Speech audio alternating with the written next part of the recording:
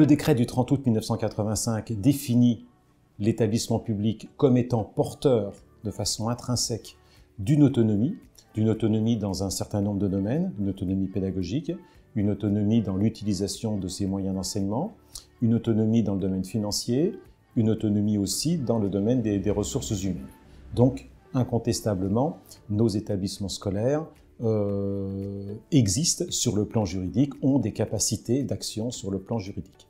D'autre part, on a découvert, petit à petit, l'existence d'un effet établissement, ce qui veut dire que des établissements a priori identiques, avec une offre de formation qui se ressemble, avec des élèves qui ont les mêmes origines, qui ont les mêmes caractéristiques économiques, sociales, en termes d'âge, en termes de revenus ou diplômes des parents, font réussir leurs élèves de façon différente. Autrement dit, la réussite scolaire des élèves se construit en particulier dans l'établissement. Et l'établissement, ce n'est pas simplement une somme de ce qui peut se passer au sein des différentes salles de classe. Il y a des dynamiques collectives qui joueront un rôle plus ou moins positif ou plus ou moins négatif sur la réussite des élèves. En cela donc, l'établissement scolaire existe et l'effet établissement existe, c'est vérifié.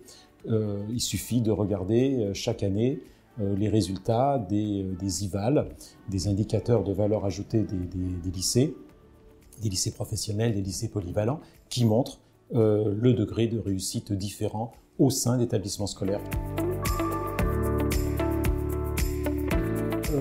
On peut distinguer trois grands types de facteurs. Premier type de facteur, c'est le fait que l'établissement ait une identité, que l'établissement soit reconnu comme un lieu dans lequel on va définir une politique d'établissement, on va définir du commun entre tous les adultes qui participent à cet établissement. Ce qu'on appelle le sentiment d'appartenance, pas seulement des élèves, mais aussi des adultes à l'établissement, est une composante de ce premier facteur que je cite là. Le deuxième facteur, c'est le travail collectif au sein des établissements et le travail collectif sous l'impulsion d'un leader pédagogique qui est le chef ou le directeur d'établissement.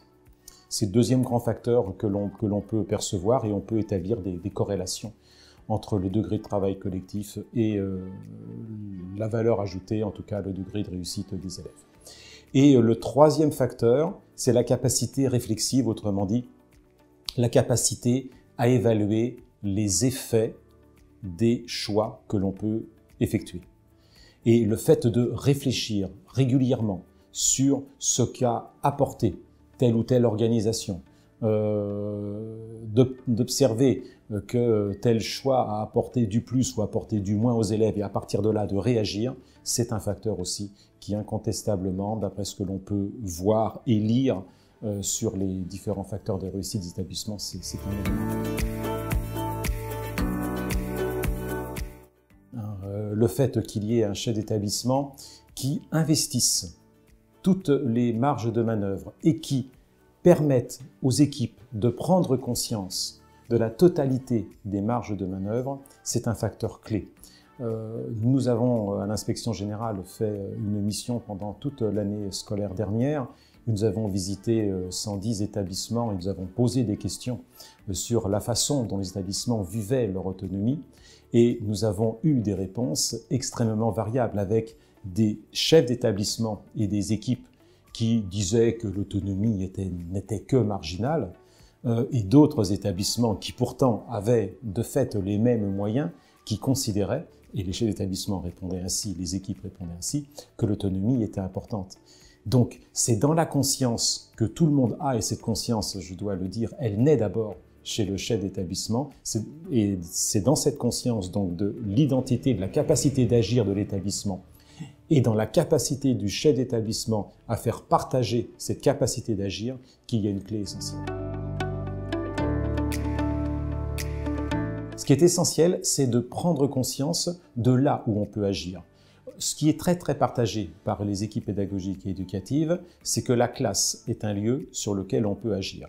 Et toutes les études le montrent, les enseignants français en particulier ont un exercice individuel de leur action au sein de l'établissement.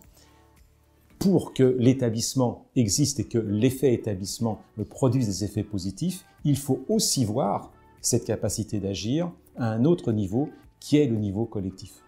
Et c'est l'un des enjeux essentiels du management que de passer de la conscience qui est spontanée chez les personnels enseignants, de leur capacité d'agir dans la classe, et c'est pour cela d'ailleurs qu'ils revendiquent à raison leur liberté pédagogique, c'est parce que justement beaucoup de choses se construisent dans la classe qu'il faut une liberté pédagogique et qu'il faut pouvoir agir dans la classe, mais pour que l'établissement ait des effets positifs sur la réussite des élèves, cette condition nécessaire n'est pas suffisante, il faut passer à la condition à une autre condition qui est la capacité de comprendre cette possibilité d'agir au niveau collectif. Et là, comme tout à l'heure je le disais, la capacité du chef à incarner ces marges de manœuvre au niveau de l'établissement est absolument essentielle.